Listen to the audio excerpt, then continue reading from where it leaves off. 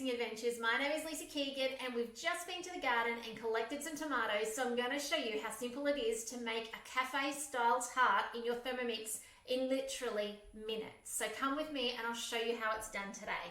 I'm basing it on this recipe from Cookie Doo, the tomato tart tartan, but you know what? I'm actually changing it so it's less complex. So come with me and I'll show you how.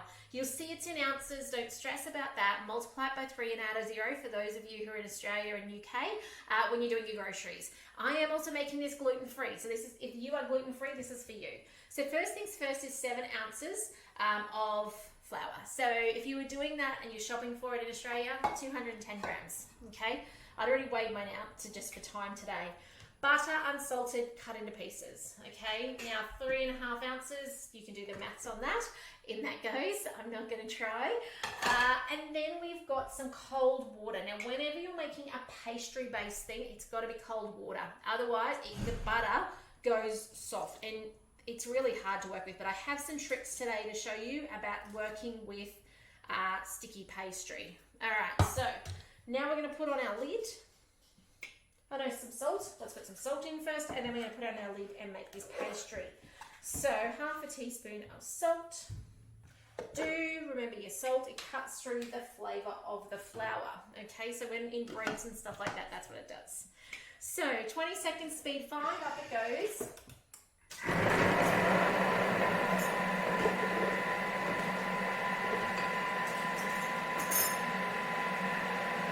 Look at those tomatoes.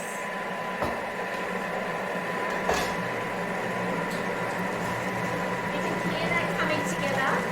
Have a look. I was going to try and show you it coming together, but anyway. Best laid plans. So what I've got here is I've got beautiful springform. Is this what this isn't a springform, loose base tin, okay, from, I don't think this one's a mix shop, but there's a mix shop one that's exactly the same. So you can check that out in the mix shop, but check out that. How easy is pastry in the Thermomix? So you don't need to buy short crust and those sorts of things. You can make it yourself really easily. So a little bit of flour that's shot up the sides. I can scrape that in if I want. And then we're just going to put this onto here, okay? Remember though, back to what I was just saying, cold water, essential, okay? When you're making even things like puff pastry, you'll see that they put ice cubes in it. It is essential, all right? By the way, nothing more satisfying than bringing produce in from your garden and turning it into something so amazing and so simple, you know, like so simple. I don't know about you, but before a Thermomix, there is no way that I would just go out, grab something, bring it in, make it in the garden, like make it from the garden and whip something up. Like I just wouldn't. So grateful. Okay, transfer dough to a work surface, shape into a ball. Now this is where I'm going to show you how to save a whole lot of time. So this is in the oven in a couple of minutes. So I'm just using my baking paper to press it into the ball. Those of you watching along for a while, you know I don't like touching my food if I can help it. So that goes together into kind of a ball shape. Second bit of baking paper goes on top. Now I can give it a press down because I don't have to touch the food. And then you want a rolling pin. Mine's a silicone one, Big W or somewhere like that very many years ago. Some people think it's a candlestick. It's a fondant roller if you're looking for it. And we're just going to press this out into a circle. So this is actually going to go in here in the baking paper in a moment. Okay, so bear with me for a second. I'll just get this out to shape. And I love these because you can literally just push it around in a circle and the dough just follows for you. Like it literally moves in that circle as you go. So round and round and round we go until we are big enough for our tart dish. And this is going to be different depending on yours.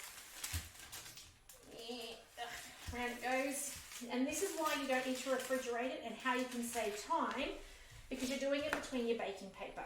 And even if your dough is too sticky because your gluten-free flour mix is not quite right or whatever the case might be, then you can use it still straight away. Like how good's that? The only time you couldn't is say you did accidentally put hot water into it, it's going to melt the butter, okay? It's going to go to a mushy mess. Now if you are unable to have dairy completely, there is a pastry recipe on Cookie Doo that's made with olive oil, okay? Different kind of texture, it's not as fluffy and light, but certainly if you can't do, you know, dairy and that sort of stuff, that's certainly an option for you. Guess what? Done. So now take off the top layer. Now if that is too sticky to take off, cook it. Just put it in the oven in 200 degrees for like 3 minutes to 5 minutes, just to dry the top out really, and then take the top off and you're right. Okay, but that's all we gotta do. So that's gonna go in here. And I just lift the sides to drop it in. Look at that. No need to ever buy a tart casing ever, okay? Done. Base done. All right, next up, cut tomatoes. I've already done those, okay? They're gonna get laid in the base later, but before we do, let's just jump ahead. I want to show you the beautiful topping. So in here, we've got 1 clove of garlic. Ooh, I'm running out of garlic. Now don't clean your bowl, okay? I'm just gonna put what I can in here. So, I forgot an ingredient. I just had that moment of, I forgot to grab the basil out of the veggie patch. We companion plant our basil with our tomatoes to keep the bugs at ease. So, yeah, I'll get that added later. So 1/2 ounce of brown sugar. I'm not going to be too much. Now, this is a personal preference. Some people go tomato and sugar must be together. Some people don't even bother. Totally up to you. Okay, I'm just putting a wee bit in. There's the 6 basil leaves. Use dry basil leaves if you don't have fresh, okay? I'm going to grab mine later to add to this dish because I forgot.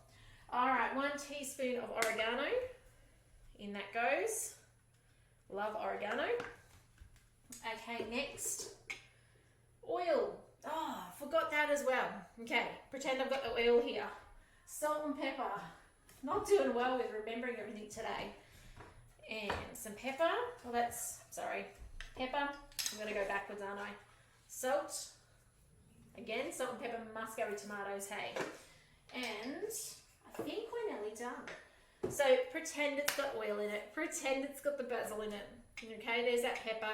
On with the lid, and it's going to mix and chop that through. I will actually do that off camera before I put it together. So what it's doing is it's going on turbo for 2 seconds. And obviously that would ordinarily combine into kind of like a pesto. It's only got 6 leaves in it though, so it's not like a full pesto. So now, watch this. I love it. Now, don't worry about its instructions now. This is where I change it. So normally it would go upside down. So normally you would be putting into here, that there. Then you'd put some Dijon and tomatoes. No, tomatoes, I don't know. I don't do it like that. Moral of the story is I don't do it like that. Later on it tells you somewhere along the way here to put Dijon in the bottom of your container here. So about a tablespoon of Dijon. You can use whole grain if your preference is whole grain. It's beautiful either way. We have often done it either way. So in with the Dijon. Can't believe I forgot to bring the basil in. Kids have gone down to the hardware with hubby, so I can't even ask that question to go get it. Then you're layering in your beautiful tomatoes. We're really lucky. We've got these gorgeous yellow ones in here too, so that makes it look, just makes it pop. It's beautiful. We've actually got some purple tomatoes, which I'm hoping we'll be able to use for something like this in the coming days as well. But all we're doing, and all I do in this recipe, is I layer this around the outside, and they've just been thinly sliced. You're making it look a little pretty. You want it to feel like you've gone out to lunch at a cafe. Round it goes. And then once you've got this all layered out beautifully with your beautiful tomatoes, you're just getting this gorgeous, what should be oily looking sauce, okay? Pretend with me for a minute. And doubling it on the top. Now you could also put it instead with the Dijon, or you could put the Dijon into the Thermomix and spread it on the base. I quite like, and you'll see in my picture, I like the look of it sitting on top of the tomatoes. I think it just makes a beautiful contrast on top. So then all you're actually doing is skipping to the end and cooking it on 200 degrees, because it says Fahrenheit, right? Because it's US, but we're cooking it on 200 degrees Celsius for 20 to 25 minutes, and that's really just cooking the pastry off. And serve it, and be proud of what you've done. So that is it, guys. That is how easy it is to use tomatoes. Hopefully you grow them yourself, because that'll save you a lot of money, because I think they're like $9 a kilo at the moment. So if you can grow them yourself, even cherry tomatoes will be perfect in this. Yes, they'll lose a few seeds when you chop them up, but it would be amazing. Okay, the beauty, and cherry tomatoes grow like weeds. So if I can encourage you on anything, Go buy some supermarket cherry tomatoes, squeeze one of them into a dirt patch in your yard and watch it grow a cherry tomato plant that will provide you with tomatoes all summer long. Can I encourage you with that today? Because there is nothing better than knowing you've grown it and then you've cooked it all yourself. Okay, so otherwise, guys, thanks for joining me today. Thanks for hanging out with me during Self-Care September. I love to hear from you. I love to know what you're making with your Thermomix, and if you need support with anything, I'm more than happy to answer your questions. So please don't ever hesitate to reach out. But otherwise, take care, and I look forward to seeing you in the next video soon. But otherwise, bye for now.